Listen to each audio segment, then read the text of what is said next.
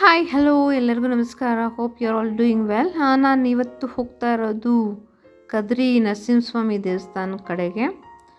So ನಾವು ಮನೆ ಬಿಟ್ಟಾಗಲೇ ಸುಮಾರು 11:30 ಆಗಿತ್ತು. ಯಾಕಂದರೆ ದೇವಸ್ಥಾನ ಕ್ಲೋಸ್ ಮಾಡ್ತಾರೆ ಮಧ್ಯಾಹ್ನ, ಸಂಜೆ 5 ಗಂಟೆ ಮೇಲೇ ತೆಗೆಯೋದು. ಹಾಗಾಗಿ ಅದಕ್ಕೆ ಮ್ಯಾಚ್ ಮಾಡಬೇಕು ಅಂತಲೇ ಅಷ್ಟೊತ್ತು ಹೊರಟ್ವಿ.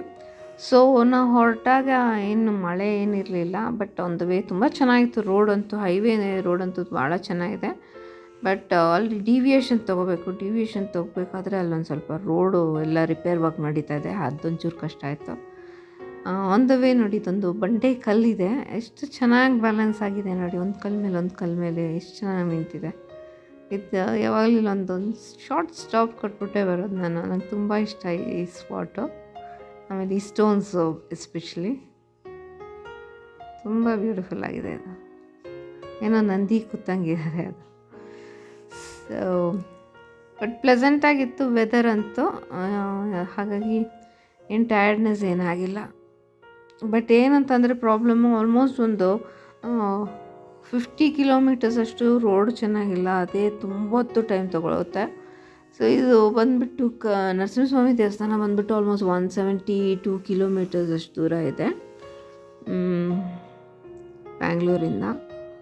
ಸೊ ಬಸ್ ಫೆಸಿಲಿಟೀಸ್ ಎಲ್ಲ ಇದೆ. ನಾವು ಆ್ಯಕ್ಚುಲಿ 1 ಡೇ ಸ್ಟೇ ಮಾಡಬೇಕು ಅಂತಲೇ ಹೋಗಿದ್ದು, ಬಟ್ ಅನ್ಫಾರ್ಚುನೇಟ್ಲಿ ವೀಕೆಂಡ್ ಆಗಿರೋದ್ರಿಂದ ನಮಗೆ ರೂಮ್ಸು ಸಿಗಲಿಲ್ಲ.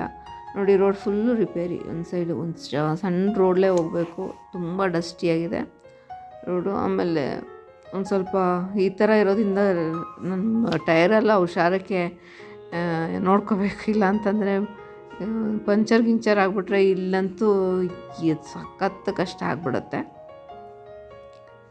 ಹಾಗಾಗಿ ನಾವು ಒಂದು ಸ್ವಲ್ಪ ಬರ್ತಾ ನಮಗೊಂಚೂರು ಕಷ್ಟ ಆಯಿತು. ಹಾಗೇನೂ ಒಂದು ಬಸ್ಸನ್ನು ನೋಡ್ಕೊಂಡು ಹಾಗೆ ಅದ್ರ ಹಿಂದೆನೇ ಫಾಲೋ ಮಾಡ್ಕೊಂಡು ಬಂದ್ವಿ. ನೋಡಿ, ರೋಡೆಲ್ಲ ಎಷ್ಟು ಡಸ್ಟಿ ರೋಡು, ಒಂದಷ್ಟು ದೂರ ಅಷ್ಟು ಡಸ್ಟು, ತುಂಬ ಕಷ್ಟ ಆಯಿತು ಹೋಗೋಕ್ಕೆ. ಬ್ಯಾಕ್ ಪೇಯ್ನ್ ಇರೋರೆಲ್ಲ ದಯವಿಟ್ಟು ಟ್ರಾವೆಲ್ಲೇ ಮಾಡೋಕ್ಕೆ ಹೋಗಬೇಡಿ, ತುಂಬ ಕಷ್ಟ ಆಗುತ್ತೆ. ಅಲ್ಲೊಂದು ಲೇಕ್ ನೋಡಿ, ಎಷ್ಟು ಚೆನ್ನಾಗಿರೋ ಲೇಕ್ ಇದೆ. ಇಲ್ಲಿ ಫುಲ್ಲು ನೀರು ತುಂಬಿಕೊಂಡಿದೆ, ಮಳೆ ಬಂತಲ್ಲ, ಹಾಗಾಗಿ ಎಲ್ಲ ಕಡೆ ನೀರು ತುಂಬಿದೆ.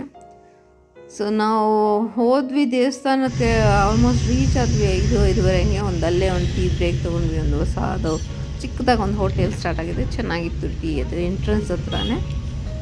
ಸೊ ಅಲ್ಲಿ ಟೀ ಕುಡಿದ್ಬಿಟ್ಟು ಅಲ್ಲಿಂದ ಸರಿ ಹೋಟೆಲ್ ಬುಕ್ ಮಾಡೋಣ ಅಂತಂದರೆ ಅಲ್ಲಿರೋದೇ ಕದ್ರಿಲಿ ಚೆನ್ನಾಗಿರೋ ಹೋಟ್ಲ್ ಅಂತಂದರೆ ಒಂದು 3 ಹೋಟ್ಲಿದೆ, ಅದೆಲ್ಲನೂ ಫುಲ್ ಆಗೋಗಿತ್ತು. ಸೊ ಹಾಗಾಗಿ ನಮಗೆ ಅಲ್ಲಿ ಸ್ಟೇ ಮಾಡೋಕ್ಕೆ ಆಗಲಿಲ್ಲ. ಆಮೇಲೆ ದರ್ಶನ ಮಾಡೋಷ್ಟೊತ್ತಿಗೆ 8:30 ದೇವಸ್ಥಾನ ಕ್ಲೋಸ್ ಆಗಿಬಿಡುತ್ತೆ. ಸೊ ಅಷ್ಟರ ಒಳಗಡೆ ದರ್ಶನ ಮಾಡ್ಕೊಂಡು ವಾಪಸ್ಸು ಬರಬೇಕಾಯ್ತು. ಆ ರೋಡ್ ಬೇರೆ ಅಷ್ಟು ಚೆನ್ನಾಗಿರಲಿಲ್ಲ. ಒಂದು 100 ಕಿಲೋಮೀಟರ್ಸ್ ಸಖತ್ತು ಕಷ್ಟ ಡ್ರೈವಿಂಗು. ಸೊ ಹುಷಾರಕ್ಕೆ ಡ್ರೈವ್ ಮಾಡ್ಕೊಂಬರ್ಬೇಕು, ಇಲ್ಲಾಂದರೆ ಎಲ್ಲ ಮಿಸ್ ಆಗಿಬಿಡುತ್ತೆ. ನಾವಂತೂ ಬಸ್ಸಸ್ನ ಫಾಲೋ ಮಾಡ್ಕೊಂಬಂದ್ವಿ, ಯಾಕಂದರೆ ಅದು ಸೇಫು ಅಂತ.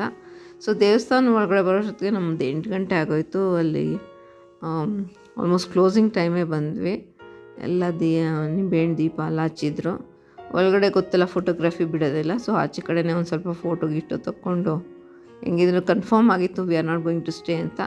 ಸೊ ನೋಡಿದ್ರೆ ರಶ್ ಇತ್ತು ಒಂದು ಸ್ವಲ್ಪ, ನಾರ್ಮಲ್ ಕ್ಯೂಲಿ ಹೋಗೋಕ್ಕೂ ಆಗಲಿಲ್ಲ. ಸ್ಪೆಷಲ್ ಟಿಕೆಟ್ ತೊಗೊಂಡ್ರೂ ಅಲ್ಲಿ ಜಾಯಿನ್ ಮಾಡಿಬಿಡ್ತಾರೆ, ಕಾಮನ್ ಕ್ಯೂ ಜೊತೆಗೆ ಜಾಯಿನ್ ಮಾಡಿಬಿಡ್ತಾರೆ. ಸೊ ನಾವೇನು ಮಾಡಿದ್ವಿ, ಎಲ್ಲ ವಾಪಸ್ ಆಚೆ ಕಡೆ ಬರ್ತಾ ಇರ್ತಾರಲ್ಲ, ಆ ಕಡೆಯಿಂದನೇ ನಾವು ಎಂಟ್ರಿ ಮಾಡಿಕೊಂಡು ದೇವ್ರದ್ದು ಆರಾಮಾಗಿ ದರ್ಶನ ಮಾಡ್ಕೊಂಡು ಬಂದ್ವಿ.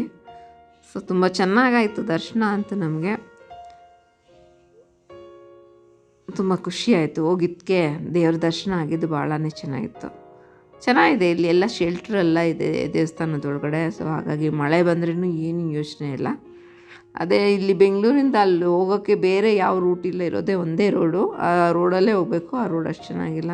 ಸೊ ನೀವೇನಾದರೂ ಪ್ಲ್ಯಾನ್ ಮಾಡ್ಕೊಂಡು ಬಂದರೆ ಬೆಳಿಗ್ಗೆನೇ ಹೊರಟುಬಿಡಿ. ಬೆಳಿಗ್ಗೆನೇ ಬಂದು ದರ್ಶನ ಮಾಡಿಕೊಂಡು ಮನೆ ಹೋಗಿ ಸೇರ್ಕೋಬೋದು.